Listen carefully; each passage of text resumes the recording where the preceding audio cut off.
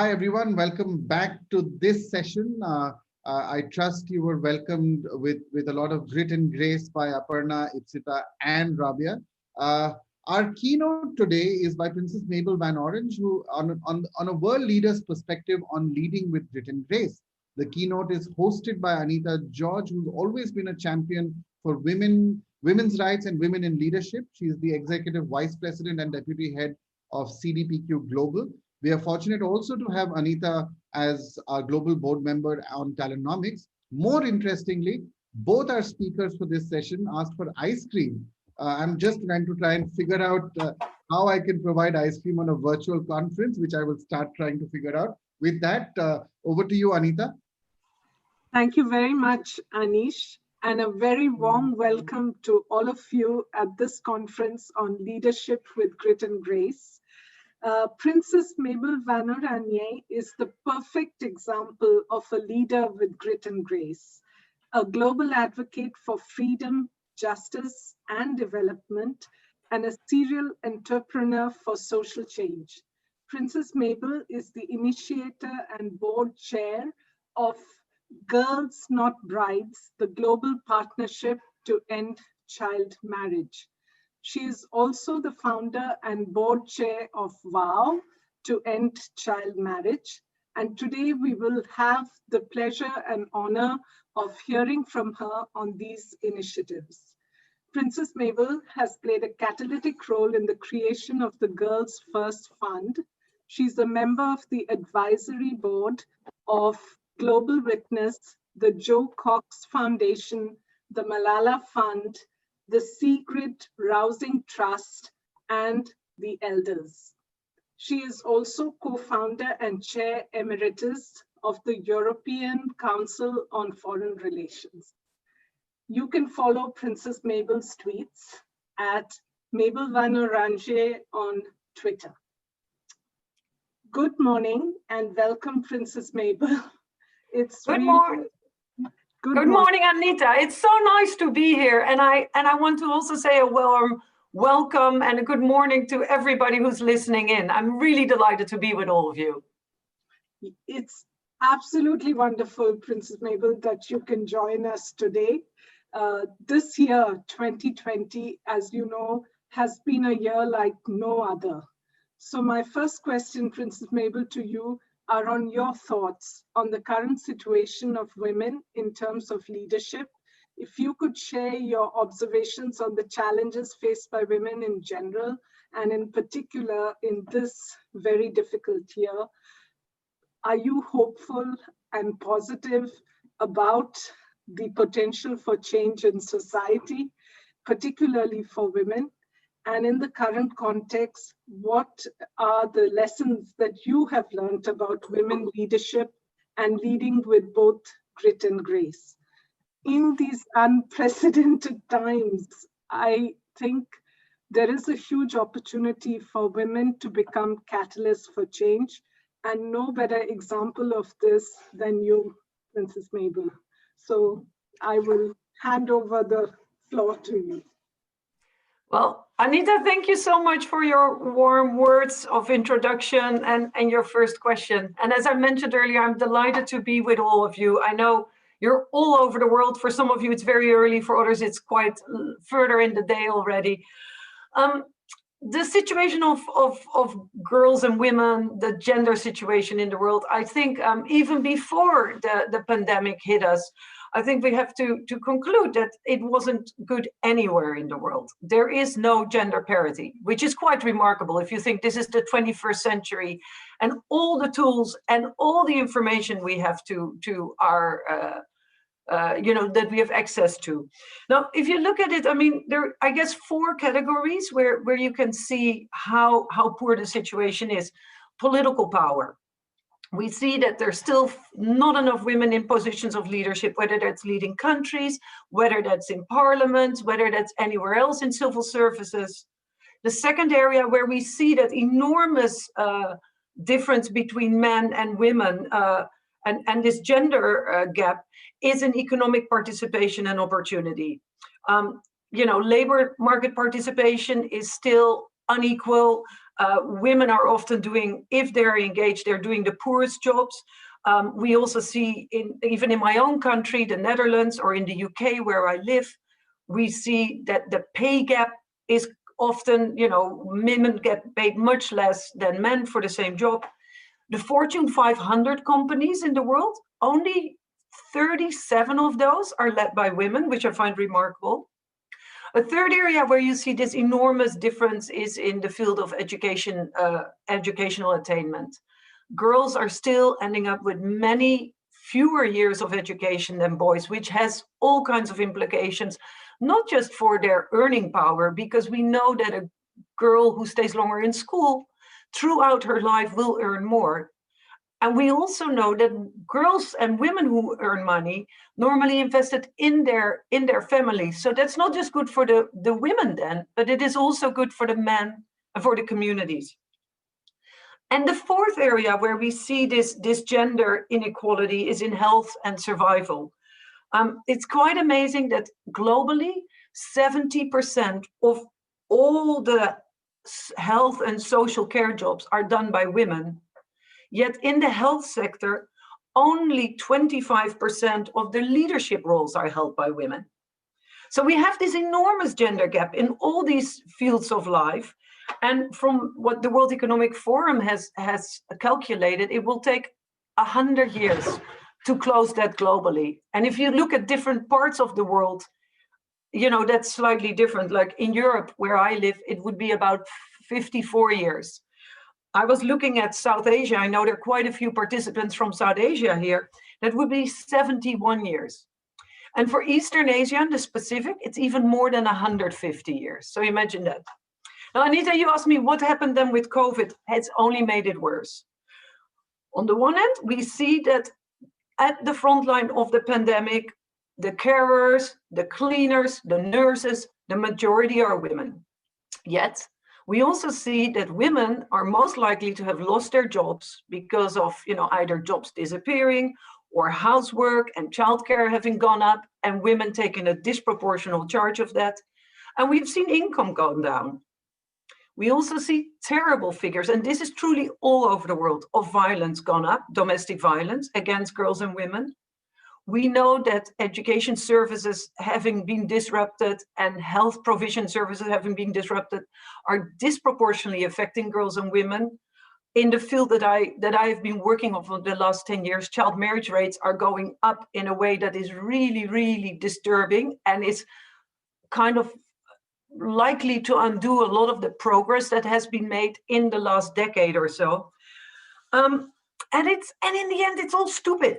It is, if we had more women involved, if we empowered women better, if we educated them better, we would all be better off. And so you asked me, am I hopeful?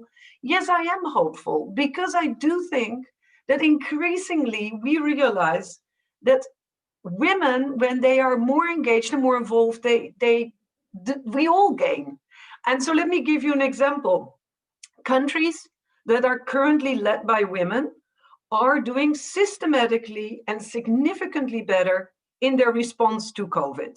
Look at New Zealand, look at Taiwan, look at Germany, look at Denmark, etc., etc. Also, I was quite interested to read in the Financial Times a few weeks ago that female-managed US funds, money managing funds, are performing better than funds that are run by all male teams. We also know, for example, if you keep girls in school, not only are they less likely to get married, but actually their life earnings will go up, and that will make a difference of like trillions and trillions of dollars, which we will all benefit from, because girls then will be healthier, more prosperous, less likely that their children will die. It will have a positive impact on fertility rates.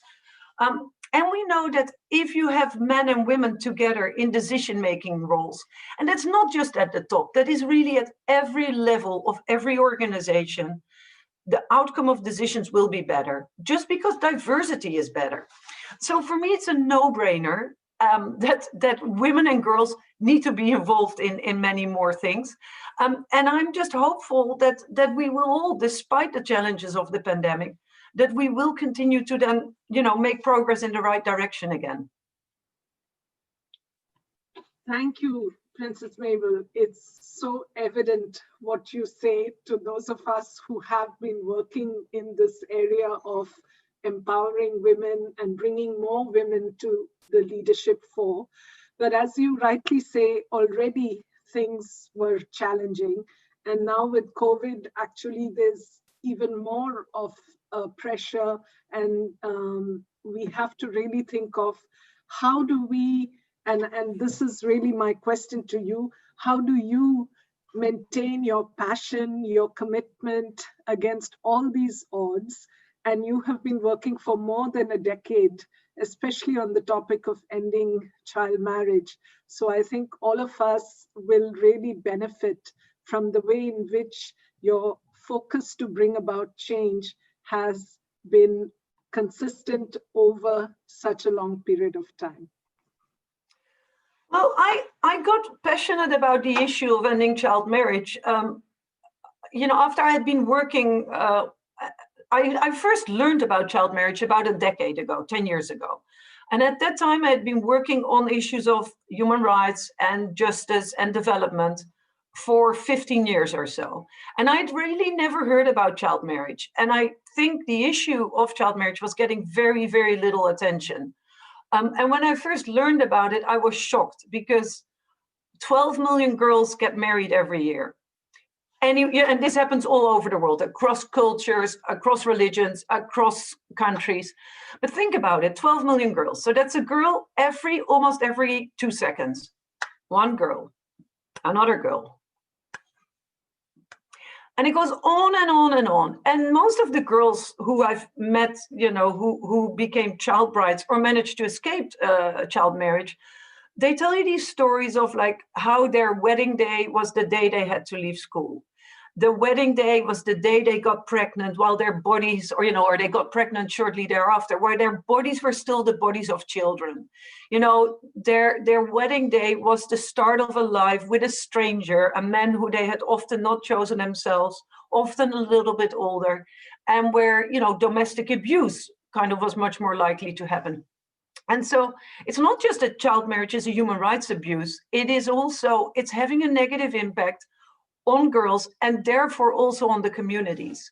And so while it's a complex issue because it is driven by poverty in some places, in other places it's driven by tradition, people do it because they've always been doing it. In some places it's driven by lack of services, schooling, etc. In other places it's driven by concerns about the sexual well-being of girls, and they're kind of not getting pregnant before wedding, before pregnancies, before being married, It is always driven by gender inequality. And I've seen shocking stories. I've met girls in India who were married off at the age of 9, just because the sooner you marry the girl off, the less the dowry is that the poor family has to pay to the husband of the husband's family. I met this brilliant girl in a community in Zambia who was in school. She had never heard about sex. She did not know how you get pregnant. She was the best in her class. And at age 12, the boys in the village started playing with her and she finds herself pregnant. She didn't know what it was. She didn't know how to avoid it. But then she had to leave school and she became a teenage mother, basically. And so her future was gone. And I've all these, heartbreaking stories, but then I've also seen that even though this is a very big issue and it is a very complex issue, when people work together to change it, change can actually happen. And you cannot impose change from the outside, obviously. This happens for different reasons in different communities. So what it is really all about, and that's what we are trying to do with Girls Not Brides, is empowering local agents for change, individuals who care about this, organizations, local organizations that care about ending child marriage, and empower them with information, with joint campaigning, etc., to make it possible that girls, because change happens in the life of girls, their families and their communities, make it possible that actually girls can stay in school, stay out of marriage, so that the whole community can benefit. And I must say, although this is hard, because a lot of this is about social norm change, just laws doesn't work often. India has had a law for about 100 years that says don't marry girls before the age of 18. Yet India has the highest absolute numbers of child brides every year. But we know change can happen. I mean, we have seen, for example, in India, good progress as well, partially because of more girls' education being available, partially because of programs to respectfully change the social norms. So I'm hopeful that that change can happen. And if I can help these change makers by where I sit, you know, to be more empowered, then I think it's an honor and a pleasure to help them. Thank you so much, Princess Mabel. I think your work is so inspiring for all of us. And actually, it's really an example where even when things are difficult, aspects like tradition, which is, you know, very long lasting, very local, and therefore requires, as you rightly said, bringing people in from the community itself to bring about that change. And that takes a lot of work and effort and connecting and creating those networks which can enable you to really bring about change. I hear also a lot of hope in what you're saying. And one of the things that we at Talentnomics and even at this virtual event would like to really become a catalyst for is how do we help women around us to open up and take on the leadership mantle, starting from home, which is very often, you know, the place that we all spend our time and growing up in, especially for young women. And then, of course, in our workplace and communities. So we would love to hear from you on these topics as well. Well, let me share a few things that I've personally found really helpful in my life in terms of trying to create change. And I think the first lesson that I've learned is that when one thinks about change making, people often think very big. But I actually think change is a lot of small parts of change. And so change starts really at home in the community. You know, it's not just like at the United Nations conferences or something. We can all make that difference. And similarly for leadership, when I grew up, I thought that the only leaders are formal leaders, you know, a head of government or a leader of a company or something. And what I have seen is that everybody can lead in change. It's not just formal leaders, people with high level positions, you know, with big titles that can create change. I've seen some of the most amazing change happening by informal leaders, whether that's tradition, you know, like kind of people in the community, girls, teenage girls having a huge impact on certain things. And so I think we really need to realize, like, you don't have to have a formal position in order to make change happen. Similarly, you know, you don't always have to be at the front of leadership and visible. You can also be in the middle or lead from behind and have others do the work, but help to make that possible for them. A second lesson that I've learned is that people often, when you want to create change or when you want to get something done, think that you need to set up formal structures. And I find that informal collaboration often is much more helpful, you know, and much more pragmatic. You then don't waste a lot of time about, like, do we need a formal body? Do we need a formal election? Do we need to have you know, just start making it happen. And then whether structures are needed often becomes clear later. And a third lesson that I've found, and again, I think this applies to anything that works in life. Also part of that idea of being pragmatic is that you shouldn't be afraid to fail. We live in a society where we all the time talk about success and we boast about our successes and we look at people who are successful. But I think I have learned most about failing and about things not working out the way I thought, either because the way I had thought it would work was incorrect or because the circumstances changed, the outside circumstances.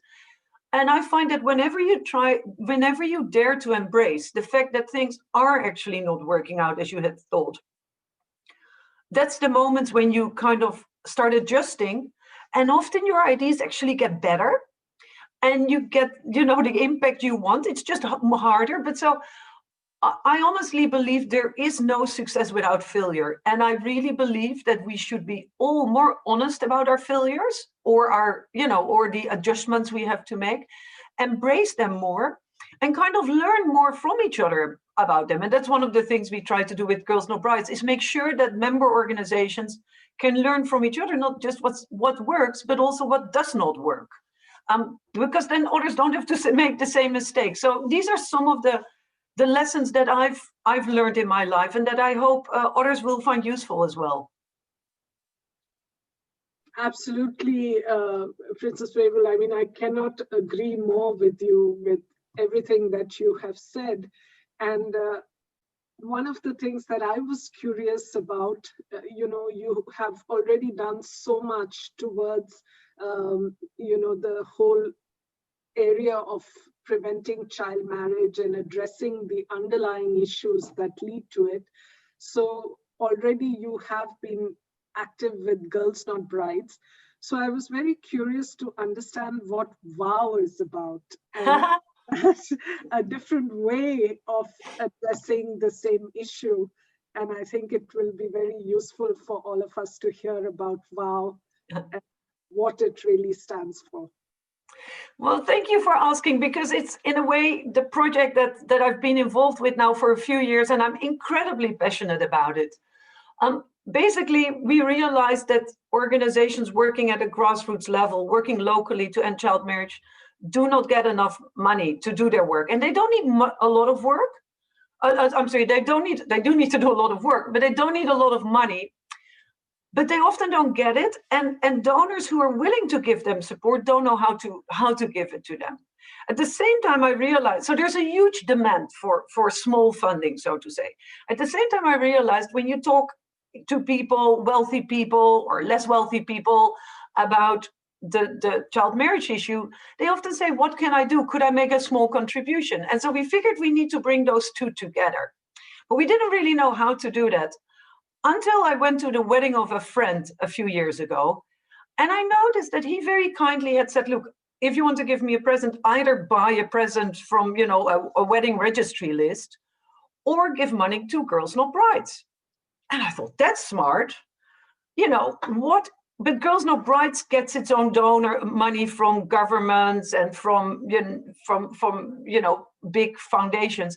I thought, what if we could mobilize the wedding industry to help to give more money to girls at the risk of marriage? Basically, the idea is very simple. Like, what if a couple in the wealthy West, or for that matter, a wealthy couple in India or Bangladesh or where have you, gets married, and when they say, I do, that they help girls elsewhere in the world to say, I don't, or not yet.